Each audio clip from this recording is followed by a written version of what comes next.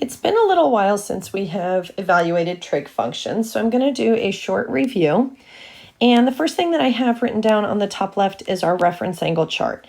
And this goes through all of the angles, starting at 0, working our way through the first quadrant. This is going to be the key to our answers down here.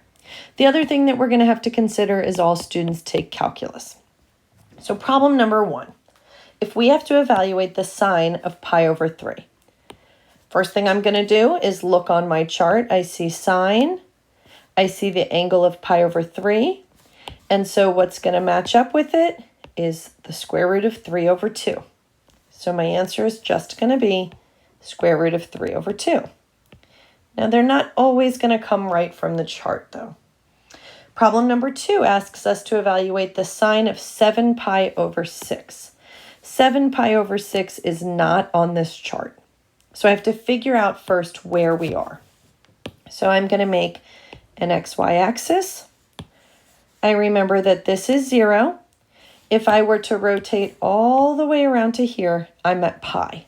But instead of thinking of it as just pi, I'm going to think of it as 6 pi over 6. The reason I'm doing that is because my angle I'm trying to evaluate is over 6. So if I came all the way around to here, I'm at 6 pi over 6.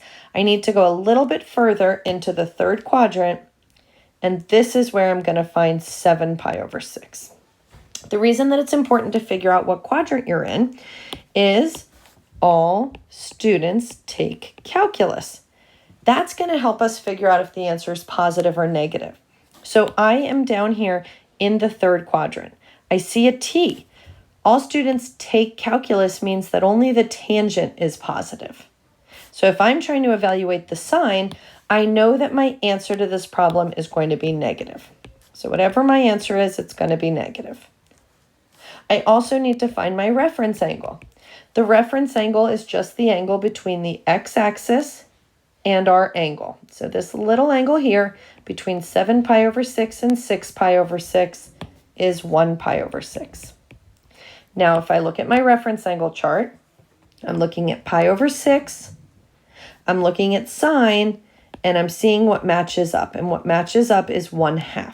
Therefore, the sine of 7 pi over 6 is negative 1/2. Problem number 3 deals with cosecant, which is not on the chart.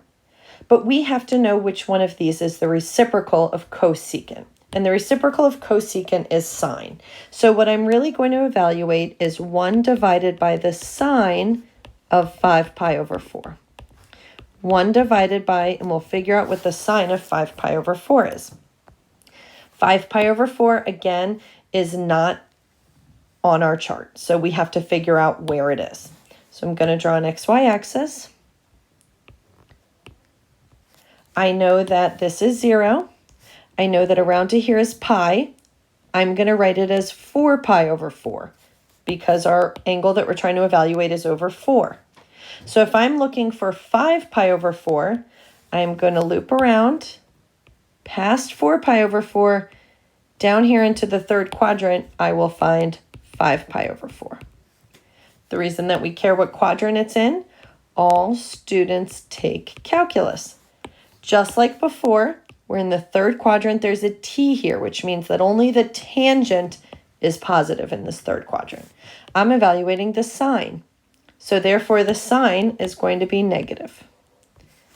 My reference angle is going to be pi over 4. Just like last time, the reference angle is the difference between the x-axis and our angle, which would be pi over 4.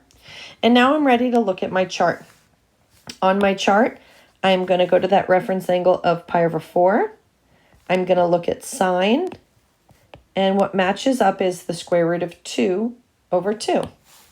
So my answer here is the square root of 2 over 2. Now that's not the answer to my problem. Because I'm dealing with 1 divided by this fraction, whenever you have 1 divided by a fraction, you can just flip your fraction. So my final answer is going to be negative, because when you flip something that's negative, it stays negative, 2 over root 2. And last one, number 4, asks us to evaluate the secant of pi. Pi is not on my chart, so let's figure out where it is. Actually, neither is secant. I know that the reciprocal of secant is cosine. So I can rewrite this as 1 divided by the cosine of pi.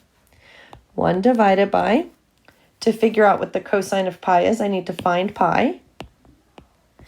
And I know that this is 0, and I know that around to here is pi. So it happens to lie on the axis.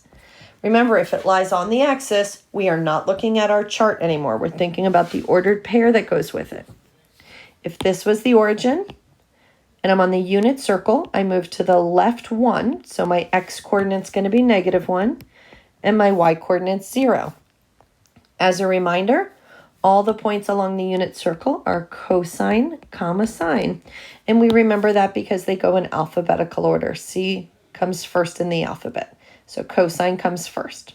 So if I was trying to evaluate the cosine of pi, I'd rotate around to pi, and I'd look at what my x-coordinate is, which is -1.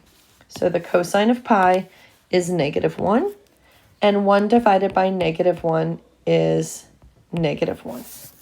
I hope that refresher helped.